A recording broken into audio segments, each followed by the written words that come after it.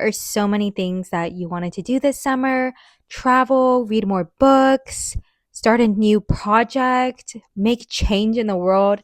Um, and to say that I've done some of these, to be fair, I've read a couple books, good on me. But it is July and it is the mid-year. So I recently did a mid-year check-in on my yearly goals, and it's safe to say that I've accomplished like one of them so far out of like 20. So we are going to change that today, and I'm going to teach you and guide you through how I'm doing my mid-year reset and how we're going to set ourselves up for an even better half of the year.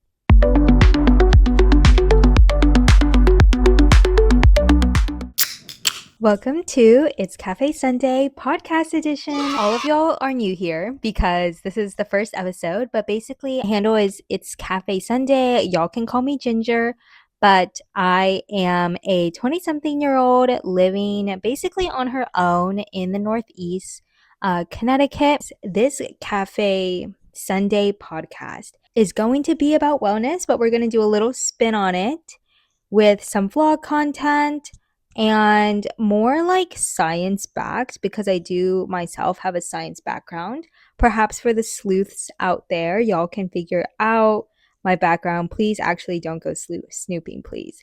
But anywho, I'm going to be taking full advantage of some of these systems that we're going to be talking about today to kind of level up my solo living life and really start fully adulting, if that makes any sense. Okay, I say adulting, but I'm also going to preface by saying that the theme for this episode is how to save your summer, but make it Phineas and Ferb style. Phineas and Ferb summer means do it for the plot, okay? But first, it's Cafe Sunday. So that means we're going to feature one cafe drink that I had this week that was phenomenal. And it is this one. This is Choji's. I just have a photo, guys, okay? Don't kill me. So this is Choji's Fig Cream Matcha. It literally went viral in New York City, and people were raving about the cream top, which is like blended with fig syrup, or kind of like a fig jam, but it's very creamy. You don't really taste a lot of grittiness. I would say that it was really delicious, but it is kind of heavy because of the cream. They put a lot of cream on there. I'll say that like all of the flavor is mostly in the cream. Like all of the fig flavor was in the cream, but the matcha was pretty decent. Given that they're a boba shop, I give them props for their matcha, and I was not disappointed in that regard. So that was our drink of the episode. And it's just going to be like a fun little segment to catch up. Since this podcast kind of started from my accounts where I review cafes, if you're not following me already, Instagram, TikTok on It's Cafe Sunday, definitely go check it out. I rate, review, try, taste test, whatever you call it, cafes around Connecticut, the Northeast, New York City, of course, and my hometown, Houston. It's a lot of fun over there, and we keep it real, we keep it fresh. So, yes. Okay. First episode today is going to be all about how to save your summer. Dear me to me. So, I have realized that it is July now. It is officially the middle of summer.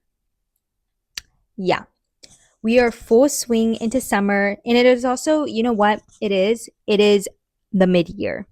The mid-year reset is happening. It is here, and it needs to happen. So this is how we're going to save our summer, because if you're like me, your summer was a little bit derailed and it didn't exactly go as planned from the beginning, but we're rolling with the punches and we're continuing on. It has been great so far, don't get me wrong, but I just feel like it hasn't really gone according necessarily to plan, which isn't necessarily a bad thing, but I do want to like get back on track, especially with like fitness goals and the like. So I am not going to sit here and tell you that you need to rebrand and create a new identity for yourself for the rest of the summer, because girl, you know that's not going to happen.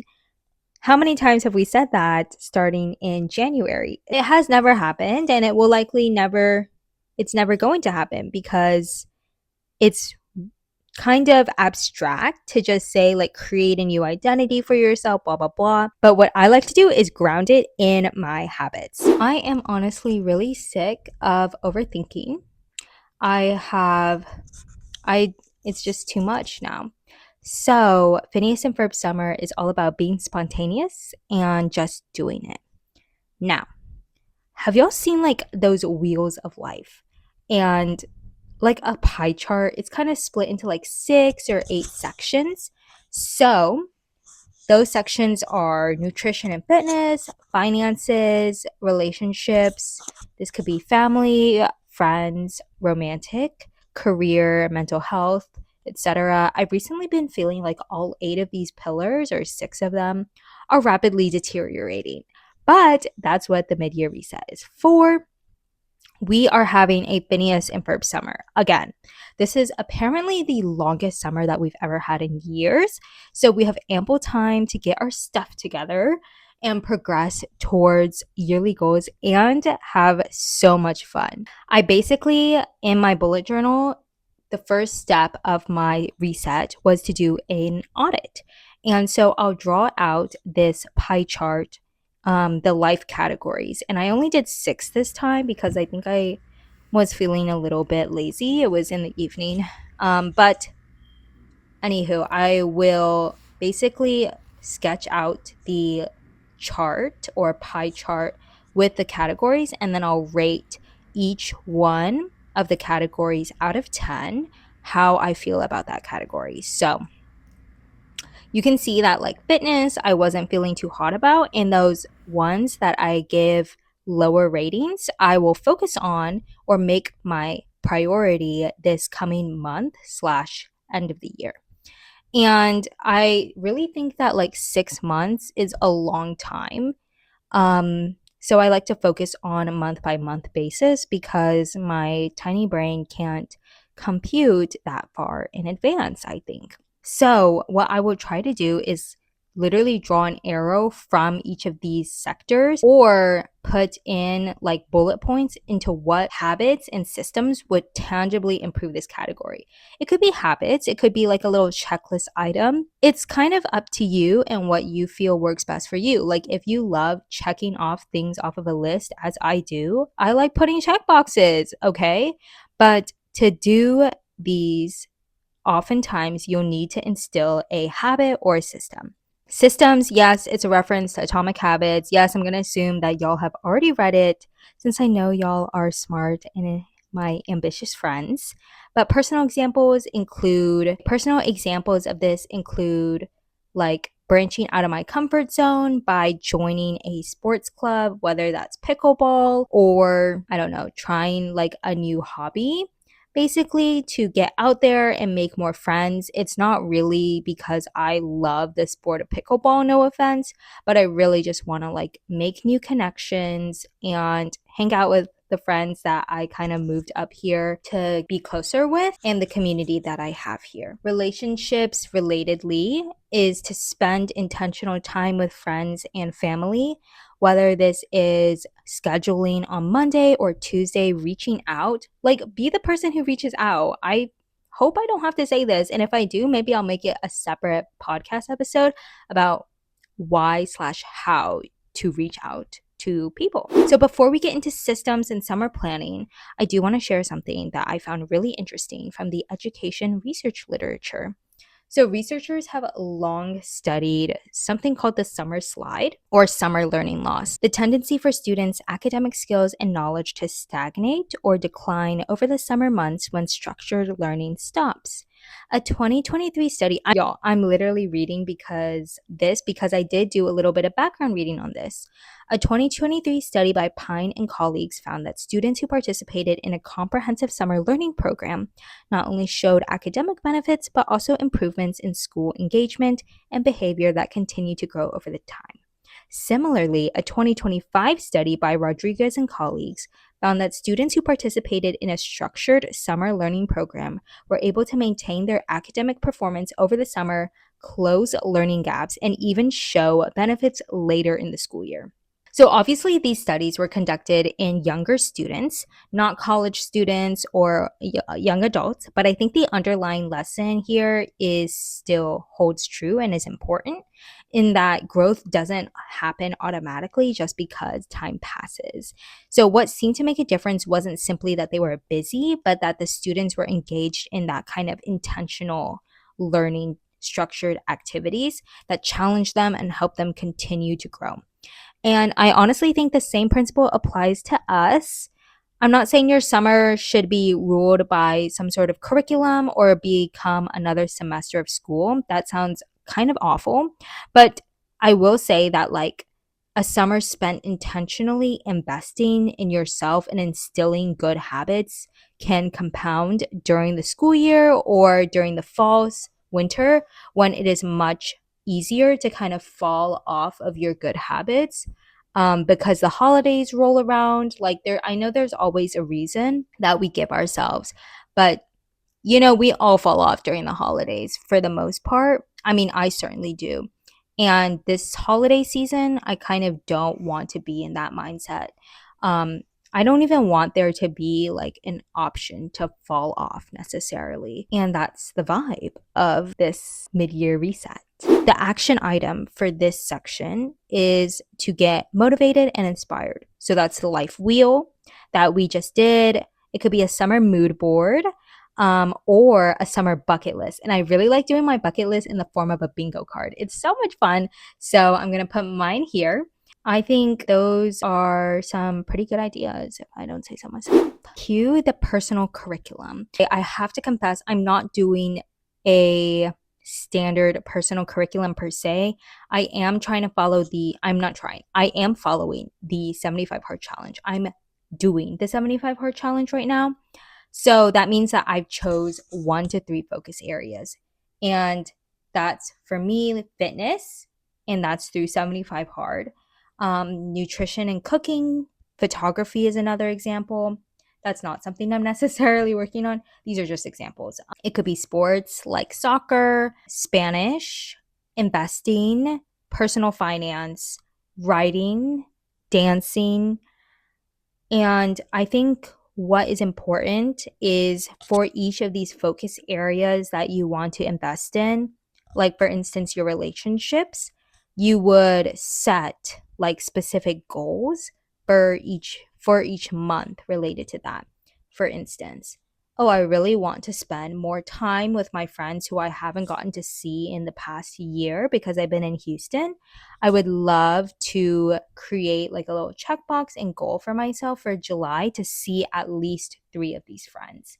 And yeah, that is just how you do it. Honestly, the trick here, the key trick is that when you create your personal curriculum or design your 75 hard challenge like me, I really think about my baseline day. The days when I didn't sleep well, when I'm grumpy, maybe I'm a little hangry, like work isn't going my way, things aren't working on the computer side, things like that. Design your baseline, not your ideal day. What that means is that for me, that looks like in the morning, I'm going to do at least 1 hour of deep work.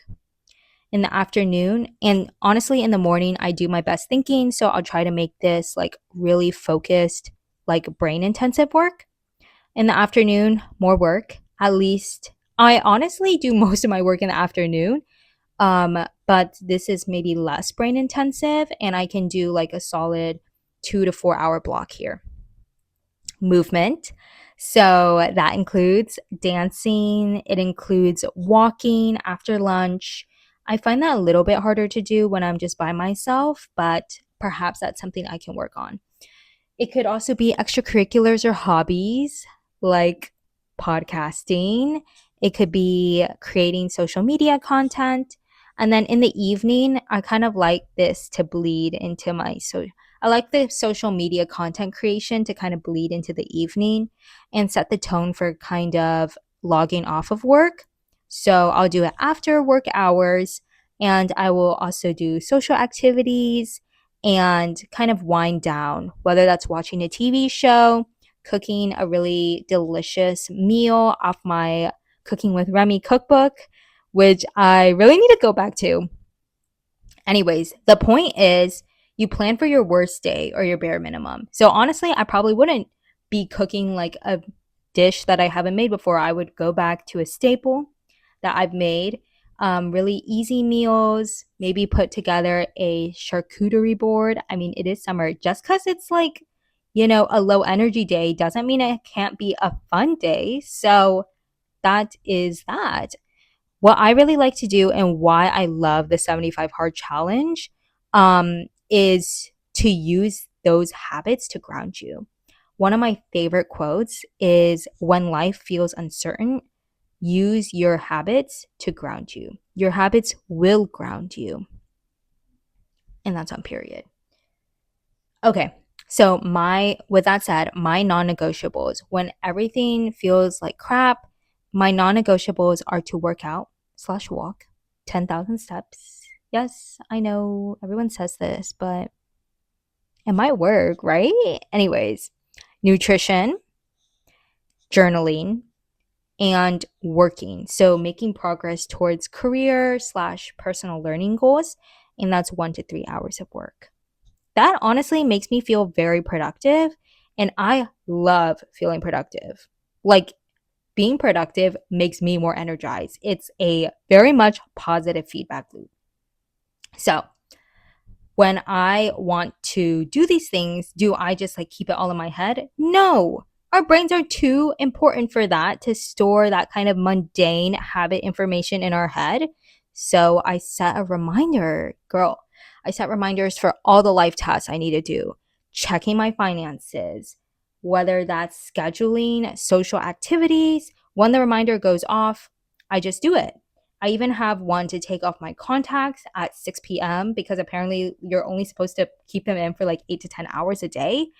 Other examples include logging my work wins and hosting this podcast, for instance. I might, set a reminder to film earlier in the week so that I can get it up by Sunday. So I am low-key guilty of setting goals. I'll set goals and I will take action, but then I will not reflect. And that is honestly something I'm trying to change because without reflection, you can't really improve. You can't notice where you could be doing better, what went well, what went wrong. You don't know where to strengthen your efforts and where to reduce them. So we're going to try changing that with some questions. Here we go. Open up your journals, your notes app, and write some prompts down and your answers. Okay. They don't have to be paragraphs, y'all. Like, it's fine to do bullet points. This is not a school assignment, and don't make it as such. We're in summertime, guys. Okay? This is not Phineas and Ferb energy to be writing paragraphs unless you want to. Unless that is the theme for the day. You know how they always have like an activity for the day? Actually inspirational to set a theme for the day. Oh my God. That way you have intention with your day. Oh my gosh. Okay. In the morning when I journal, I will say that every single day I set an intention, or it's a focus area or a problem or a checklist item or a habit I'm really going to stick to and complete that day. It has completely changed the way I approach my day. And it has also made me see my time as more in my control, as well as broaden my perspective, honestly, on what I can do that day. Because I just focus on one thing. And then when I get it done, I'm like, oh my God, I'm amazing. So enough yapping. Reflection questions. I like to do these also at the end of the day, at the end of the week, blah, blah, blah. What's working? What gave me energy? Follow up, how can we do more of this? What's not working? What's draining me? How can we do less of this? These first two questions are energy based for a reason. Energy is your currency. I will try to find the I actually can't. I probably can't find the podcast because I listen to so many where they said this, but it's so true. Energy more than anything is your currency. Biggest lesson of the summer so far. What am I avoiding? And then your gratitude, and then your intention for the rest of this summer. And that is it. Some reflection methods include journaling. I love bullet journaling physically, a weekly review, whether that's on Notion, you can do voice notes, you can write in your notes app. It could be like a little private video diary, a little heart to heart. No, you can pretend you're talking to me, and I would honestly be honored to be the fake recipient of such, positive and intentional self reflection, honestly. And creating this content too, I will say, often forces me to articulate lessons that I otherwise would have forgotten. And these lessons are some really, I think, key and valuable ones that I could even potentially pass down to my mentees in the future. Um, this is something I am actively working on to try and keep and hold on to these reflections rather than keeping in my head all of the little mundane checklists, tasks, or chores I need to do. So, your closing challenge tonight, create your summer bingo card / bucket list. Again, see cute examples, stage / panel A, I should say figure one. Now choose 3 non-negotiables that are going to ground your days. When everything else feels like it's going haywire and you feel like you don't have control, these 3 things are going to give you that sense of, hey, I have control over these things, these 3 things at the very least, and I can still finish my day with a smile and, rest my head on the pillow satisfactorily. And now you have chosen your focus area, you've created your bucket list, you've chosen 3 non-negotiables. Now you do the first step for your goals that you set / bucket list. Just do it. Like, if it's not feasible, put that action step you identify in your calendar. Set a reminder for yourself and do it when the reminder goes off. Like, book the class, text the friend, just do it. Small actions repeated consistently have a way of becoming an entirely different life. And I hope that is the energy and vision that I'm carrying forward into the next half of 2026. I hope you'll join me on this journey as we get to know each other a little bit more every Sunday. And thank you so much for listening to the first episode of It's Cafe Sunday. If you have any suggestions, please leave it in the comment section. Of course, I am kind of new, so I would love to level up my content with y'all's input and really make it like a collaborative community experience. Wouldn't that be kind of fun? Anyways, and if you liked it, feel free to review or rate it on Spotify. And like we do on TikTok and Instagram, if you want to join on our community on TikTok and Instagram, she is small but mighty, which is something that people have said about me. So I think it is fitting that we'll also continue the tradition of doing a cheers to close out the episodes here. And I'll see you next Sunday. Cheers.